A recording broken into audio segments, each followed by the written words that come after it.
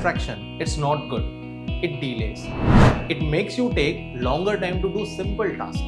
It damages your ability to focus. It holds progress. So how to avoid distraction? Watch this video. One of the major reason why we are distracted is due to our lifestyle.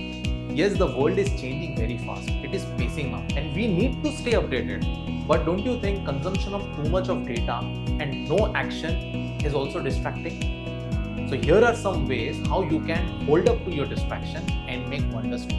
Simple way is make smaller goals. Why goals? Because goals keeps you motivated. Once you have your goal ready, you make a roadmap to reach toward your goals. This will also take care of your time management. Now very important, organize your life with simple stuff like wardrobe management, notes, folder systems, your food management or your finance management, because they also consume a lot of time.